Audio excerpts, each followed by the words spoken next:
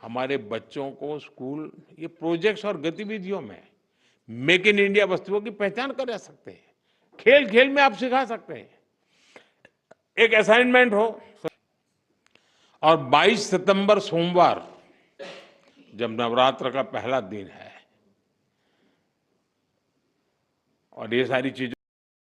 Hello guys, welcome to my new video. तो guys कैसे आप सब बिंदु बहुत अच्छे होंगे। तो गाइस तो भाई साहब, आज नरेंद्र मोदी जी ने कहा कि शिक्षकों के ऊपर भी कुछ बातें भी की गई और नरेंद्र मोदी जी ने भी कहा कि विकसित भी होगा शिक्षकों के लिए, और यह कहा कि शिक्षक दिव्य के लिए कुछ होमवर्क है नरेंद्र मोदी जी की तरफ से।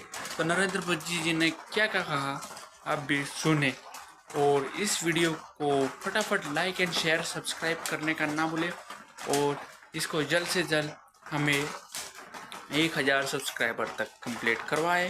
धन्यवाद। Like and subscribe.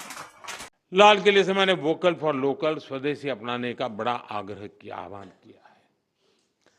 स्वदेशी यानी जो कुछ भी हमारे देश में पैदा होता है, जो हमारे देश में बनता है, वो चीजें जिसमें मेरे देशवासियों के पसीने की महक है, वो चीजें जो मेरे देश की मिट्टी की सुगंध जिसमें है, वो मेरे लिए स्वदेशी है।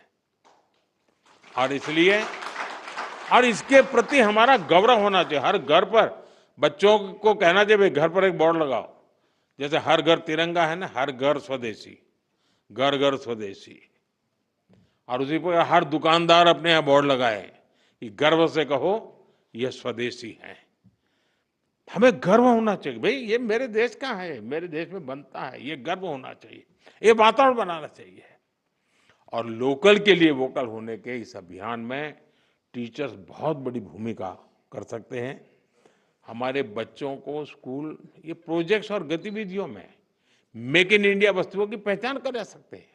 खेल खेल में आप सिखा सकते हैं। एक असाइनमेंट हो सकती जिसमें घर में जितनी भी वस्तुएं हैं, कितनी स्वदेशी है, मैंने जैसे कहा उसका एक लिस्ट बनाए, जरा दूसरे दिन दिखाए लेकर के आए और चलो भाई इस महीने इतनी कम करेंगे, इस महीने इतनी कम करेंगे। धीरे धीरे पूरा परिवार स्वदेशी हो जाएगा। मैं तो चाहूंगा स्कूल में से मान लीजिए 10 क्लास हैं हमारे यहाँ, हर क्लास सुबह एक आधा घंटा प्ले कार्ड लेकर के गांव में जुलूस निकाले, स्वदेशी अपनाओ। दूसरे दिन दूसरा क्लास, तीसरे दिन तीसरा क्लास। तो लगातार गांव में वातावरण बना रहेगा स्वदेशी स्वदेशी स्वदेशी। मैं मानता हूं देश की आर्थिक ताकत बहुत बढ़ सकती है जी। हर व्यक्ति छोटा सा भी काम कर ले। हम जो सपना लेकर के चले 2047 में देश को विकसित भारत बनाने का, और किसको नहीं लगेगा जी देश विकसित ना हो, ऐसा कौन चाहेगा? कोई नहीं चाहेगा।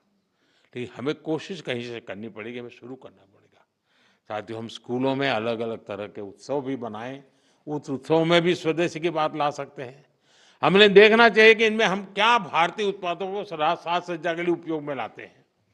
आर्ट क्राफ्ट आर्ट में स्वदेशी सामग्री का इस्तेमाल एक वातावरण बन जाना चाहिए। ये बच्चों में बचपन से स्वदेशी की भावना बढ़ाएगा। साथियों, स्कूलों में हम ऐसे कई डे मनाते हैं, स्वदेशी डे भी मनाएं, स्वदेशी वीक भी मनाएं, लोकल प्रोडक्ट का डे बनाएं। यानी हम एक कैंपेन के रूप में इस चीजों को अगर चलाएं, आप इसका नेतृत्व करें, आप समाज को नए रंग रूप से सजने के लिए एक बहुत बड़ा कंट्रीब्यूशन कर सकते हैं। और जहां बच्चे अपने परिवार से कोई लोकल वस्तु लाए और उसकी कहानी बताएं, ऐसा भी एक वातावरण बन सकता है। जो चीजें कहाँ बनी, किसने बनाई और देश के लिए उसका महत्व क्या है, इस पर चर्चा होनी चाहिए। जो लोकल मैन्युफैक्चरर्स हैं, जो पीढ़ियों से कुछ ना कुछ हस्तशिल्प बना रहे हैं, ऐसे परिवारों के साथ बच्चों का मेल मिलाप हो, या उनको स्कूलों में बुलाकर उनकी बातें सुनने का एक कोई कार्यक्रम बनाया जाए। बच्चे बर्थडे मनाते हैं तो उसके अंदर भी इस प्रकार की चीजों को जब गिफ्ट देते हैं, तो मैं समझता हूँ मेड इन इंडिया का एक वातावरण बने। कहते से गर्व से कहे, भाई देखिए मेड इन इंडिया है, मैं तुम्हारे लिए खास लाया हूं। कुल मिलाकर मेड इन इंडिया को हमें अपने जीवन का आधार बनाना है। अपना दायित्व समझकर आगे बढ़ना है और इससे युवाओं में देशभक्ति, आत्मविश्वास और डिग्निटी ऑफ लेबर, ये जो वैल्यूज हैं वो स्वाभाविक रूप से समाज जीवन का हिस्सा बन सकते हैं। इससे हमारे नौजवान अपनी सफलता को राष्ट्र की प्रगति से जोड़ेंगे। ये विकसित भारत बनाने की सबसे बड़ी जड़ी बूटी है। तो भाई साहब एक और बात कही है नरेंद्र मोदी जी ने जीएसटी टैक्स के बारे में। तो किस तरीके से जीएसटी टैक्स भी भरा जाता है उसके बारे में भी जानकारी दी है, और किस तरीके से टैक्स भरना है और कितना टैक्स लगेगा और कितनी मार्जिन लगेंगी टैक्स के ऊपर, और क्या क्या हो सकता है जीएसटी के नंबर के ऊपर, और कितना ब्याज और कितनी रकम लगेंगी। नरेंद्र मोदी जी ने भी कहा साफ साफ, यह भी कहा कि जिन किसान भाइयों ने भी टैक्स नहीं भरा है उनके लिए भी, और जो बिजनेस करते हैं अधिकतम उनके लिए भी जीएसटी इसलिए लगाई जाती है। जीएसटी और टैक्स इसलिए लगाया जाता है क्योंकि टैक्स जो भी है अपने भारत देश के लिए ही है। मतलब जो भी टैक्स आता है वो अपने ऊपर ही खर्च किया जाता है, मतलब घुमा फिरा के वही टैक्स अपने पास ही आता है, किसी और के पास नहीं आता। और वो जो जीएसटी और टैक्स का मतलब ये है कि बाहर कंट्री से जिस तरीके से वह ब्याज और टैक्स लिया है और रकम ली गई है उसे चुकाना पड़ सकता है। यह होता है जीएसटी नंबर का कहना। आप फटाफट लाइक एंड सब्सक्राइब कीजिए और आगे नरेंद्र मोदी जी की बातें सुनिए। और साथियों, मैंने लाल किले से इस बार 15 अगस्त को कहा था कि भारत को आत्मनिर्भर बनाने के लिए नेक्स्ट जनरेशन रिफॉर्म करना बहुत जरूरी है। मैंने देशवासियों से भी ये वादा किया था कि इस दिवाली और छठ पूजा से पहले खुशियों का डबल धमाका होगा। अब आप लोग तो यहाँ 2 दिन से ये सब जगह अब आपका चरण रज लेने का प्रयास होता होगा, तो आपको शायद अखबार देखने का मौका नहीं मिला होगा, न टीवी देखने का मौका मिला होगा, या तो घर पे बात करते हो अरे वहाँ फोटो छपी है।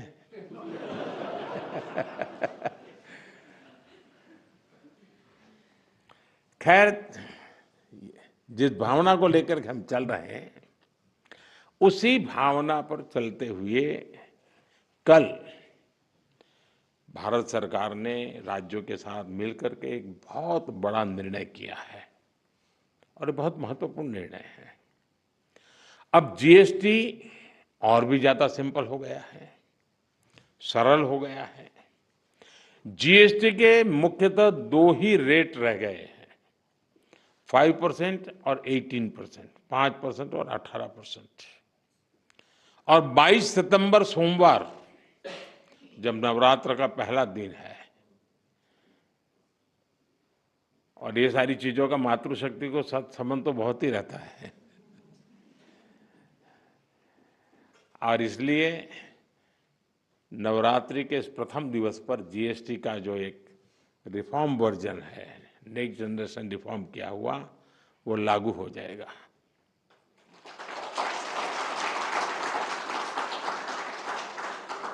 यानी नवरात्रि से ही देश के करोड़ों परिवार की जो जरूरतें हैं वो और अधिक सस्ती मिलनी शुरू हो जाएगी। इस बार धनतेरस की रौनक भी और ज्यादा रहेगी, क्योंकि दर्जनों चीजों पर टैक्स अब बहुत ही कम हो गया है। साथियों, 8 वर्ष पहले जब जीएसटी लागू हुआ तो कई दशकों का सपना साकार हुआ था। तो ये चर्चा कोई मोदी प्रधानमंत्री बना उसके बाद नहीं हुई, उसके पहले भी हो रही थी।